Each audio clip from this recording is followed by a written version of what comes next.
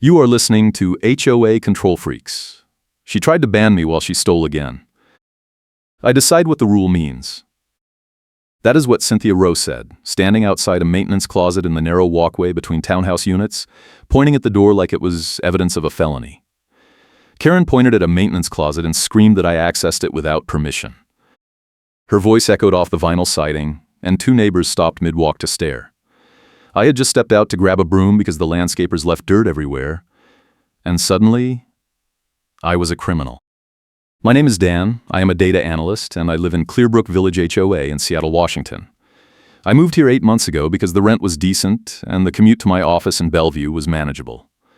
The HOA had rules, sure, but nothing seemed crazy at first. Then Cynthia Rowe, the gate access coordinator, decided I was her personal project. She was a middle-aged white woman with brown hair and a chin-length bob, always wearing a gray blazer like she was heading to a corporate board meeting, and she carried a clipboard with color tabs everywhere she went. No readable text on the tabs, just blocks of yellow, green, and red. She loved that clipboard. The maintenance closet thing was small, annoying, but I let it go. I returned the broom, nodded politely, and walked back to my unit. That was 3 weeks ago. I thought it was over. Then a neighbor's car got broken into. It happened Tuesday night, around 11. I was inside working late on a report for a client deadline. The next morning, I walked out to my car and saw Dennis, the guy 2 units down, standing in the parking lot with his hands on his hips, staring at his sedan. The passenger window was smashed, and the interior looked ransacked. Papers everywhere, glove box open, center console gutted. I walked over and asked if he was okay. He said someone took a sealed package from his back seat, a medical device accessory he had ordered online. He already called the cops, and they were coming to take a report. I stayed with Dennis until a deputy arrived, gave a quick statement that I had not seen or heard anything, and then went to work. I figured the HOA would send out a notice about parking lot security, maybe remind everyone to lock their cars. Standard stuff. Instead, I got a knock on my door that evening. I opened it, and there was Cynthia, clipboard in hand, her gray bucket hat pulled low over her forehead. She did not smile. "You need to come to the management office tomorrow at 9, she said. "There is an issue." I asked what issue. She said it would be discussed tomorrow.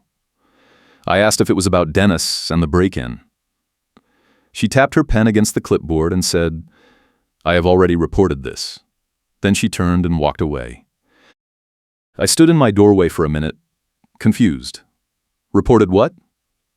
I had done nothing. I went back inside, ate dinner, and tried not to think about it. But I could not sleep that night. Something felt wrong. The next morning, I showed up at the management office at 8:55. The office was in a small building near the community pool, a one-story structure with fake wood paneling and fluorescent lights that hummed too loud. Cynthia was already there, standing next to the receptionist desk with a rolling cart. The cart had binders labeled by color only. No readable text. Just red spines, blue spines, green spines, stacked in neat rows. She pulled one out and opened it on the counter. "We have a problem," she said. "A neighbor saw your silhouette near the parking lot around the time of the incident." I stared at her. My silhouette? I was inside my unit all night. I asked who the neighbor was. She said she could not disclose that. I asked what time this silhouette was supposedly seen. She said around 11. I told her I was working inside, no lights off, never stepped outside. She tapped the binder and said the witness was credible, and she was authorized to decide what evidence mattered, not management. That phrase hit me hard. She claims she is authorized to decide evidence, not management. I asked if she was serious. She said the HOA takes theft very seriously, and there was a process. She slid a printed notice across the counter. It had my name at the top, a complaint filed, and a list of conditions I had to meet to avoid a formal hearing. The notice said I needed to provide proof of my whereabouts, pay a $50 investigation fee, and attend a compliance meeting within 3 days. If I failed to comply, the HOA could fine me daily, restrict my gate access, or pursue further action. "I can fine you daily until you give up," she said, her voice flat. I took the notice and read it again. None of this made sense. I asked if the police had any suspects. She said the police were not her concern. The HOA had its own process. I asked if I could see the witness statement. She said no, it was confidential. I asked if I could at least know which direction the silhouette was walking. She closed the binder and said the deadline was Friday at noon, and if I did not comply, she would move forward with penalties. I left the office furious. My medical schedule depends on my car and time. I have appointments twice a week in Bellevue for a chronic condition, and if the HOA suspended my gate access or towed my car, I would miss those appointments. The stakes were not abstract. This was real. I went home and started digging. I opened my laptop and checked my work logs. I had been on a video call from 10:15 until 11:30 that night, and the call had a timestamp. I exported the meeting record and saved it. Then I checked my phone. I had sent 2 emails during that window, both from my home Wi-Fi. I took screenshots of the email metadata showing the send times and the network info. I had proof I was inside. But that was not enough. Cynthia said a neighbor saw a silhouette. If I just showed up with my own logs, she would dismiss them. I needed something external, something she could not argue with. I needed to find out who the witness was, or prove there was no witness at all. I decided to talk to Dennis. I walked over to his unit that afternoon and knocked. He answered, still looking tired. I asked if he had heard anything about a witness. He said no, but he mentioned that his wife had checked their dashcam footage the night of the break-in. They had a camera that recorded when the car was parked, triggered by motion. I asked if I could see it. He said sure, and invited me in. We sat at his kitchen table, and his wife pulled up the footage on her tablet. The camera faced forward from the windshield, so it captured the area in front of the car and part of the sidewalk. She scrubbed through the timeline. Around 10:50, a figure walked past the car heading toward the mailbox cluster at the end of the lot. The figure was bundled up, hard to identify, but definitely not me. I am 6 feet tall, and this person was shorter, stockier. Then, around 11:10, the same figure came back, carrying something dark and rectangular, like a shopping bag or a small box. The figure moved quickly, glancing around, and disappeared off-frame toward the guest parking area. Dennis said he already gave a copy to the deputy who took the report. I asked if I could get a copy too. He said sure, and his wife exported the clip to a thumb drive for me. I thanked them and left, my heart pounding. The footage showed someone else, and the timestamp was solid. But I still needed more. If Cynthia claimed she had a witness, I had to find out who it was, or prove she was lying. That night, I walked the parking lot myself. I wanted to see who had a clear view of Dennis's car and my unit. Most of the townhouses faced inward, with small patios and sliding glass doors. A few units had direct sightlines to the lot. I made a mental list and decided I would knock on doors the next day. But the next morning, Cynthia escalated. I was loading groceries into my trunk when she appeared, walking fast across the lot with her phone in one hand and her clipboard in the other. She stopped 10 feet away and stared at my license plate. Then she dialed a number and held the phone to her ear. "Yes, I need a tow for an unauthorized vehicle," she said loudly, reading my plate number out loud. "The address is Clearbrook Village, Seattle." "Yes, I am the gate access coordinator. The vehicle is in violation of community policy." I dropped the grocery bag. I walked toward her and asked what she was doing. She held up one finger, telling me to wait. She finished giving the dispatcher the details and hung up. Then she looked at me and said my compliance deadline was noon today, and since I had not submitted the required documentation, my vehicle was now subject to removal. I told her I had proof I was inside my unit that night. I pulled out my phone and showed her the email screenshots, the meeting log, everything. She glanced at the screen for half a second and said, "That does not satisfy the requirement. You were supposed to provide a signed affidavit and the investigation fee. You only provided digital files." I asked when she added the affidavit requirement. She flipped a page on her clipboard and said it was always part of the process. I looked at the original notice I had received. It said proof of whereabouts. No mention of an affidavit. I pointed that out. She said the notice was a summary, and the full policy required a notarized statement. I asked where that policy was written. She said it was in the member handbook. I asked for a copy.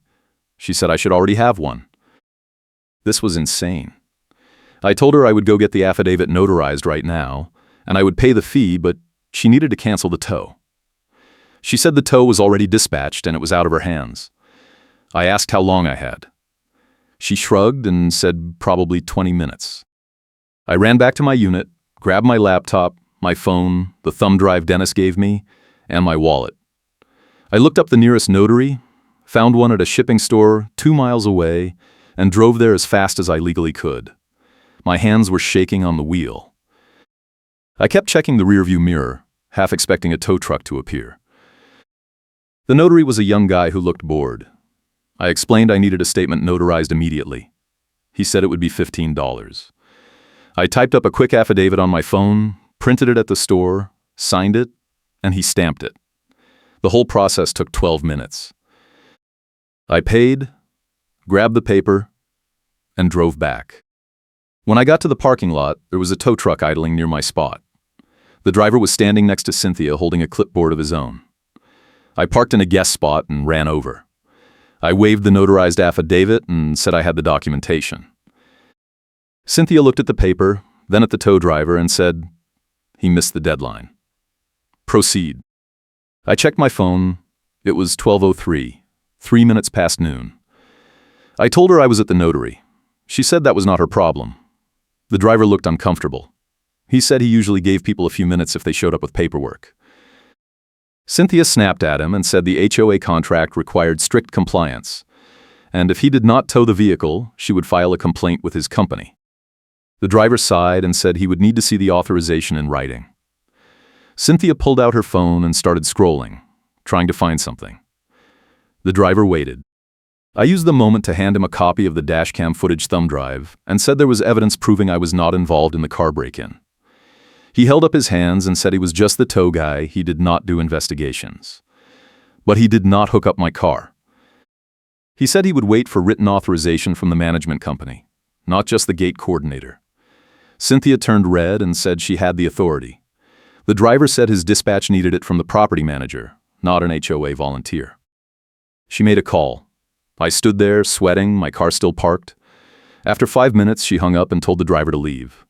He shrugged, got back in his truck and drove off. She turned to me and said, "This is not over. You still owe the investigation fee and the late filing penalty. That is $100 total, due by end of business today. If you do not pay, I will suspend your gate access starting tomorrow morning." I asked where I was supposed to pay. She said the management office.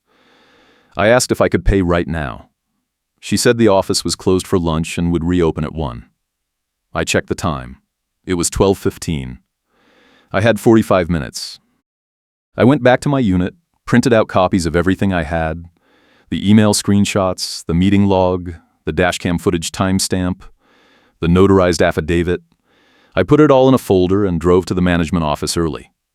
I sat in my car and waited. At 1, I walked in. The receptionist was a woman in her 50s, friendly, always polite. I told her I needed to pay the investigation fee and submit my compliance documents. She looked confused and said she did not have any record of a fee. I showed her the notice Cynthia had given me.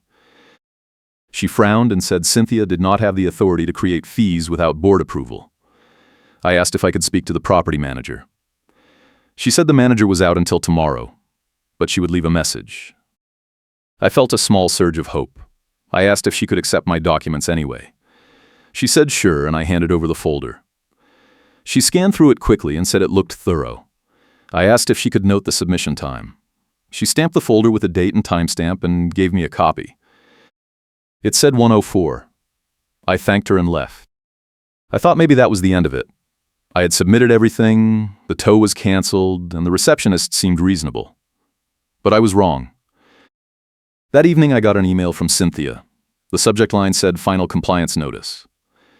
The email said my submitted documents did not meet HOA standards because the affidavit was not on the correct form, and the dashcam footage was not from my own property, so it did not count as my proof. She said I had until tomorrow at noon to resubmit using the official affidavit template, which she attached. If I did not comply, she would proceed with gate access suspension and a formal hearing request. I opened the attachment. It was a Word document with fields for name, address, date, and a statement section.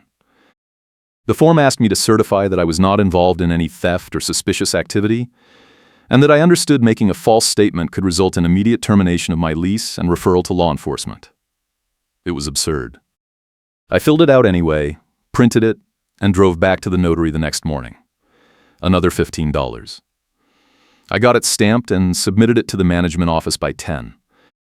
The receptionist looked sorry for me. She said Cynthia had been very aggressive lately and several residents had complained. I asked if those complaints went anywhere. She said the board met once a month, and the next meeting was 2 weeks away. I asked if I could file a formal complaint about Cynthia. She said I could, and she gave me a form. I filled it out on the spot and handed it back.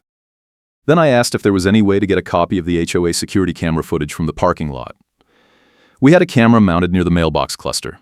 She said footage requests had to go through the property manager, and he was still out. I asked when he would be back. She said tomorrow afternoon. I thanked her and left. I needed that footage. If Cynthia claimed a neighbor saw me, but the camera showed someone else, that would end it. I decided to wait for the property manager and request it officially. That afternoon, my portal access mysteriously failed.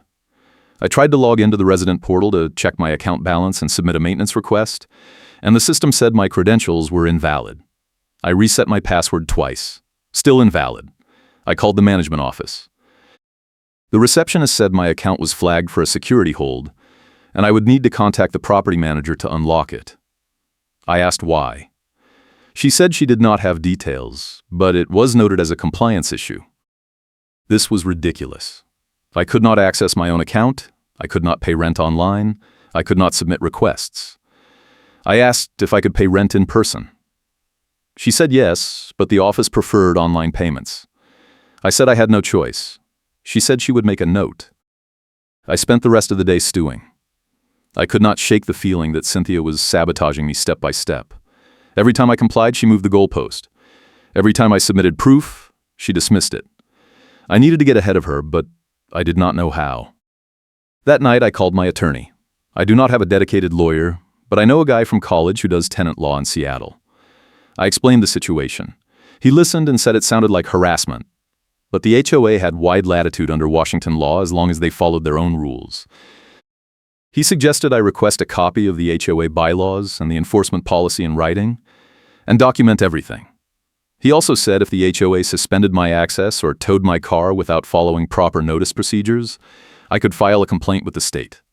I asked what that process looked like. He said it was slow, and in the meantime I would still be dealing with Cynthia. He offered to send a demand letter for $200. I said I would think about it. The next day, the property manager was finally back. His name was Greg, a guy in his 40s who always looked tired. I caught him in the parking lot as he was unlocking the office. I told him I needed to talk. He said, "Come inside." I sat in his office and laid out everything. The accusation, the tow threat, the changing requirements, the portal lockout. I showed him the folder of documents. He flipped through it and rubbed his eyes. He said Cynthia had been filing a lot of complaints lately, and the board was aware there were tensions. I asked if he could pull the security camera footage from the night of the break-in. He said he could, but it would take a day or two to retrieve it from the server. I asked if he could prioritize it. He said he would try. Then I asked about my portal access. He typed on his computer and frowned. He said the lockout was initiated by Cynthia 2 days ago, citing an open investigation. I asked if she had the authority to do that. He said technically no, but she had admin access as the gate coordinator and sometimes overstepped. He unlocked my account and said it should work now. I thanked him and left, feeling slightly better. But that relief lasted about 2 hours. At lunch, I got a call from an unknown number. I answered. It was a vendor dispatcher from the tow company Cynthia had called before. The dispatcher said they received a request from the HOA to place my vehicle on a priority tow list for repeat violations. I said I had no violations. The dispatcher said according to their records, I had an open compliance case, and the HOA requested a standing authorization to tow if my car was parked in any reserved or guest spot. I asked who authorized that. The dispatcher said the request came from the gate coordinator. I asked if they needed anything in writing from the property manager. The dispatcher said usually yes, but the gate coordinator said it was urgent, and they were processing the paperwork. I told the dispatcher there was no repeat violation, and the gate coordinator was acting outside her authority. The dispatcher sounded uncomfortable and said they would hold off until they received written confirmation from the property manager. I thanked them and hung up. Then I immediately called Greg. He did not answer. I left a voicemail explaining what just happened and asked him to contact the tow company directly. I felt trapped. Every move I made, Cynthia had a countermove. I needed something she could not dismiss or manipulate. I needed public proof, something that forced her to answer in front of other people. That is when I remembered the doorbell cameras. A lot of units in Clearbrook Village had doorbell cameras facing the parking lot or the walkways. If I could get footage from multiple units showing the timeline that night, I could build a full picture. I started knocking on doors. The first 3 units I tried, no one answered. The 4th unit, a young couple opened the door. I explained I was trying to clear my name from a false accusation and asked if they had a doorbell camera. They did. I asked if they could check the footage from Tuesday night around 11. They invited me in, pulled it up on their phone, and scrubbed through. Their camera faced the walkway, not the parking lot, so it did not show much. But around 11:15, it caught Cynthia walking past, carrying her rolling cart. She was heading toward the management office, which was odd, because the office was closed at that hour. I asked if I could get a copy of that clip. They hesitated. I explained the situation, and they said they did not want to get involved in HOA drama. I understood, but I asked if they could at least keep the footage saved in case it was needed later. They agreed. I kept knocking. 2 more units, no cameras. Then I got to a unit near the mailbox cluster. An older man answered, retired, very friendly. I explained the situation. He had a camera. We sat in his living room, and he pulled up the footage on his TV using a smart home app. His camera had a wide angle and caught the parking lot, the mailbox cluster, and part of the walkway. At 10:53, a figure in dark clothing walked into frame from the direction of the guest parking area, heading toward Dennis's car.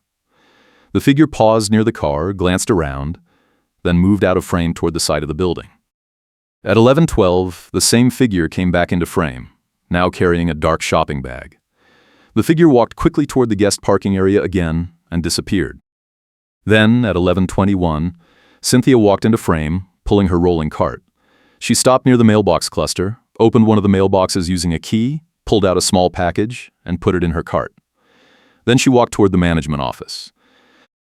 I sat there frozen. The older man said, "That is weird. Why is she taking a package at night?" I asked if I could get a copy of that footage. He said absolutely, and he exported it to a USB drive for me. I thanked him a dozen times and left. Now I had something. The dashcam footage showed someone else breaking into Dennis's car. The doorbell footage showed Cynthia taking a package from a mailbox late at night. It did not prove she stole from the car, but it showed she was near the scene and behaving suspiciously. And if she was stealing packages, maybe she was the one framing me to cover herself. I needed more. I went back to Dennis and asked if anyone else in the complex had reported missing packages recently. He said yes, actually. A woman 3 units over had complained last week that a package never arrived even though tracking said it was delivered. I asked if he knew her name. He gave me her unit number. I knocked. She answered, cautious. I introduced myself and explained I was investigating a false accusation. I asked about her missing package. She said it was a small item, a phone charger, nothing expensive. But the tracking showed it was delivered to the mailbox cluster, and when she checked, it was gone. She assumed someone took it by mistake. I asked if she filed a report with the HOA. She said no, she did not think it was worth the hassle. I asked if I could check the mailbox cluster myself. She said go ahead. I walked over and looked at the boxes. They were the standard metal grid type, each with a small door and a keyhole. I noticed one of the locks looked scratched, like someone had tried to pick it or force it. I took a photo with my phone. Then I had an idea. If Cynthia had a key to access all the mailboxes as gate coordinator, she could easily take packages and no one would know. I needed to confirm she had that key. I went back to the management office and asked the receptionist if the gate coordinator had a master key for the mailbox cluster. She said yes, for emergency access. I asked if there was a log of when that key was used. She said no. It was just kept in the office key cabinet. I asked if I could see the cabinet. She said only authorized personnel could access it. I asked if Greg was authorized. She said yes. I asked if she could ask Greg to check if the key was signed out recently. She said she would leave him a message. I left and sat in my car thinking. I had footage of Cynthia taking a package, a scratched mailbox lock, and a pattern of missing packages. But I needed something concrete that tied her to the car break-in. The dashcam footage showed someone else. Someone shorter and stockier. Cynthia fit that description. Then I remembered something. The sealed package Dennis said was stolen from his car. He said it was a medical device accessory. I had seen Cynthia carrying a dark shopping bag in the doorbell footage. What if that was Dennis's package? I called Dennis and asked if he had any photos of the package or the shipping label. He said no, but he had the order confirmation email with a photo of the item. I asked if he could send it to me. He did. The item was a small sealed package with a white label, about the size of a shoebox. I asked if he had reported the serial number or any tracking info to the deputy. He said yes, it was in the police report. I needed to see if Cynthia still had that package, but I could not just accuse her without proof. I needed to catch her in the act, or get her to admit something. That is when the twist hit. I logged into the resident portal to check my account, and I noticed something strange. My formal complaint form that I had submitted to the receptionist was listed in my account history, but the submission date was missing. I clicked on the document. It opened, but the text was garbled like the file had been corrupted. I tried to download it. The system said the file was no longer available.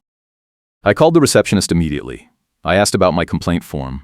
She said she had submitted it, and it should be in the system. I told her it was corrupted. She checked her computer and said, "That is odd.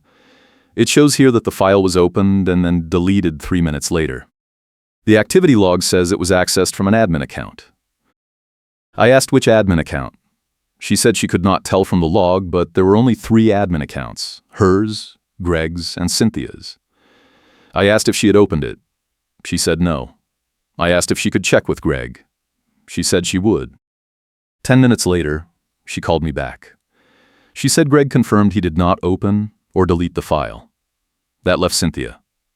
The receptionist said she was going to escalate this to the board because deleting resident complaints was a serious violation.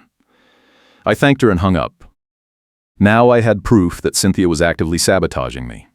She had deleted my complaint, locked my portal access, and tried to tow my car multiple times.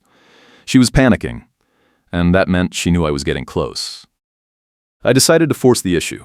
I printed out copies of everything. The dashcam footage stills, the doorbell footage stills, the mailbox photo, the portal audit log screenshot, and the timeline I had built. I made 10 copies and put them in a folder. Then I walked over to the community pool gate, where I knew Cynthia often stood during the afternoon checking gate access logs. It was her favorite spot to perform authority. She was there, leaning against the chain-link fence with her clipboard and her rolling cart beside her. I walked up and said, "We need to talk." She looked at me and said, "I have already reported this. If you continue to harass me, I will call the police." I pulled out the folder and handed her a copy. I said, "You are not calling anyone. Look at this." She opened the folder and flipped through the pages. Her face went pale. She looked up and said, "Where did you get this?" I said, "Doorbell cameras. Dash cams. The portal audit log. You have been stealing packages and framing me to cover it up. And you deleted my complaint form." She flipped through the pages again, her hands shaking. She said, "This does not prove anything. This could be anyone." I said, "The timestamp on the doorbell footage matches the time you took a package from the mailbox cluster. The dashcam footage shows someone matching your build breaking into Dennis's car. And the portal log shows your admin account deleted my complaint 3 minutes after I submitted it." She tried to close the folder, but I reached over and pointed at one of the still images. I said, "You are carrying a dark shopping bag in this frame. Dennis's stolen package was in a dark bag. Do you still have it?" She stammered and said, "I do not have to answer your questions. You are not an investigator." I said, "You are right. I am not. But the police are, and the HOA board, and the property manager. I already gave copies of this to all of them." That was a bluff. I had not given it to anyone yet. But she did not know that. She looked around, panicking. A few neighbors were walking by, and one of them stopped to watch. Cynthia tried to recover. She said, "You are making false accusations. I am the gate coordinator. I have authority to investigate theft." I said, "You do not have authority to delete complaints. You do not have authority to lock my portal access. And you do not have authority to steal." She snapped and said, "I did not steal anything. That package was mislabeled. I was going to return it." I said, "So you admit you took a package from the mailbox cluster?" She realized her mistake and went silent. The neighbor who had stopped to watch said, "What is going on?" I turned and said, "Cynthia has been stealing packages and framing residents. I have proof." The neighbor looked at Cynthia and said, "Is that true?" Cynthia tried to walk away, but I stepped in front of her rolling cart. I said, "You are not leaving until we settle this. You owe me an apology, and you owe the HOA an explanation." She tried to push the cart past me. I did not move. She said, "Get out of my way or I will call the police." I said, "Go ahead. Call them. I have a copy of the police report from Dennis's car break-in, and I have footage of you near the scene. Let us see what they say." She pulled out her phone and started dialing, but before she could finish, Greg walked up. He must have been in the area and heard the commotion. He said, "What is going on here?" I handed him a copy of the folder and said, "Cynthia has been stealing packages, framing me for theft, and deleting my complaint from the portal. It is all in there." Greg flipped through the pages, his expression getting darker. He looked at Cynthia and said, "Is this true?" She said no. He is lying. He is trying to deflect from his own behavior. Greg said, "The portal log does not lie. Your admin account deleted his complaint." "Why?" She did not answer. Greg said, "We need to go to the office. Now." Cynthia tried to argue, but Greg was firm. He told her to leave the cart and come with him. She reluctantly followed, and I went too. The neighbor who had been watching walked with us, saying they wanted to see how this ended. At the office, Greg called the police non-emergency line and explained the situation. They said they would send a deputy. While we waited, Greg pulled up the portal audit log on his computer and confirmed that Cynthia's account had deleted my complaint. He also found that her account had locked my portal access and flagged my account for a compliance hold without his authorization. He said, "You have been acting outside your authority for weeks. This is completely unacceptable." Cynthia sat in a chair, silent, her face red. Then Greg asked where the package she took from the mailbox was. She said she did not have it. He asked where it went. She said she returned it. He asked for proof. She did not have any. The deputy arrived about 20 minutes later. Greg explained the situation and handed over copies of the footage and the police report from Dennis's car break-in.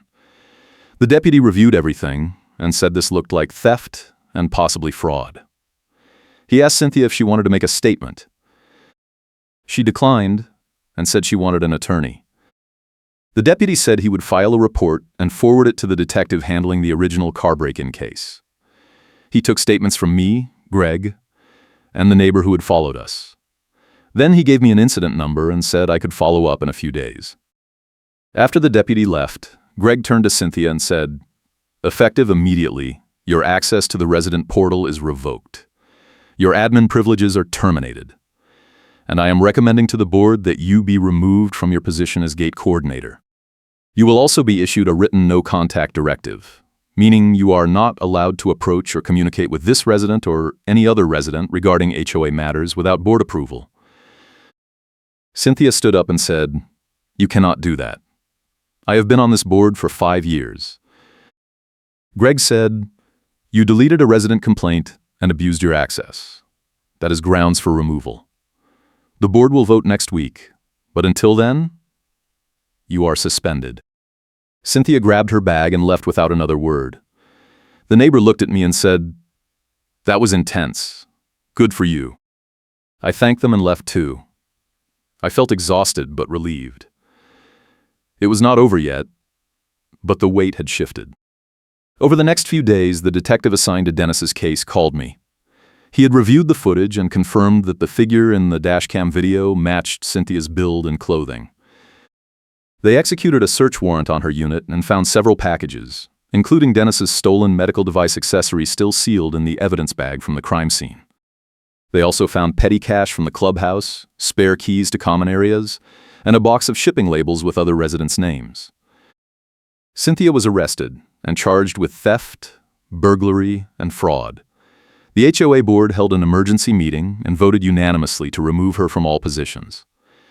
They also issued a formal apology to me and refunded the investigation fees I had paid. Greg sent out a community-wide email explaining that the recent theft incidents were resolved and that new security measures would be implemented. But the best part came a week later. I was at the mailbox cluster when I ran into the vendor dispatcher I had spoken to on the phone, the one from the tow company. He was dropping off paperwork for Greg. He recognized me and said, "Hey, I heard what happened. I just want you to know, after you called, I looked into that tow request. Cynthia had been calling us for weeks trying to get your car towed, but she never had proper authorization. My company policy is we do not take orders from volunteers, only from property managers. I refused to tow your car 3 times. I thanked him and said his refusal probably saved my medical schedule. He said, no problem. I deal with HOAs all the time, and some of those board members think they run the world. Glad you stood up to her." That felt good. A vendor dispatcher who refuses to take Karen's calls without paperwork. That phrase stuck with me, because it was exactly what saved me from losing my car. A few days after that, I was sitting at the community pool gate, same spot where I had confronted Cynthia. A neighbor I did not know well walked up and said they had heard the whole story. They said they were planning to run for the board next election because they were tired of people like Cynthia abusing power. I said I would vote for them. Then, the funny karma moment I had been waiting for. Dennis stopped by my unit with a printout. He said he found something weird in the HOA meeting minutes. During the meeting where Cynthia tried to push through the compliance policy she used against me, she had demanded that all residents provide proof of compliance within 24 hours of any accusation. No exceptions. The board had voted it down because it was too harsh.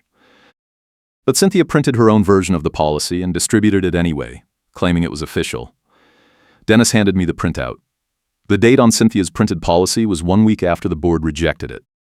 She had fabricated the deadline, and her own printed date contradicted her story, and she stammered when Greg confronted her with it during the final disciplinary meeting. That was the kicker.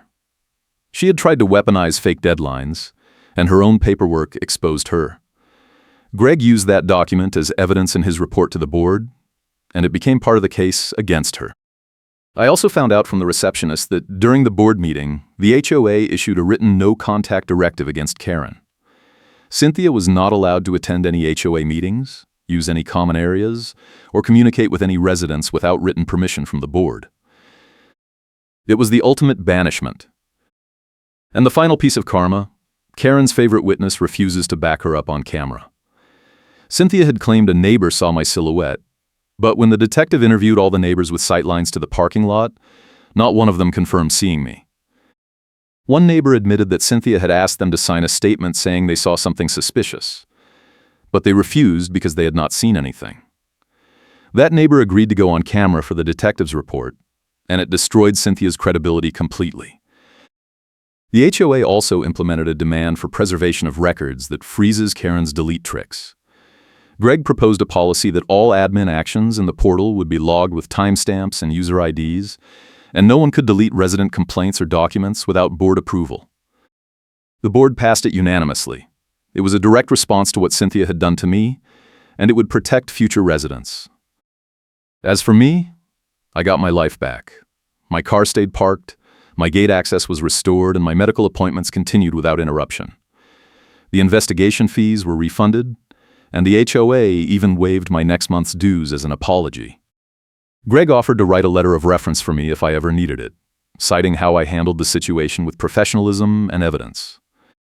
Cynthia pled guilty to multiple counts of theft and fraud. She was sentenced to probation, community service, and restitution to the victims. She moved out of Clearbrook Village a month later. I have not seen her since. The whole experience taught me that in an HOA, the rules can be weaponized, but they can also protect you if you know how to use them. Cynthia thought she could bury me in fake compliance requirements and intimidation. But every move she made left a paper trail, and every lie she told left a witness. When I gathered enough proof, her whole scheme collapsed. The neighborhood is quieter now. The new gate coordinator is a retired teacher who actually follows the rules. The board is more transparent. And I have a folder on my laptop labeled HOA evidence, just in case I ever need it again. Looking back, I am glad I did not back down. It would have been easy to pay the fees, accept the false accusation, and move on. But that would have let Cynthia keep stealing and keep framing people. By standing up, I forced the system to work the way it was supposed to. If you ever find yourself in a situation like this, document everything. Save every email, every text, every notice. Take photos, record timestamps, and keep a timeline. Get copies of security footage, doorbell camera clips, and any third-party records. And do not be afraid to go public when you have proof. The truth has a way of surfacing when you shine a light on it.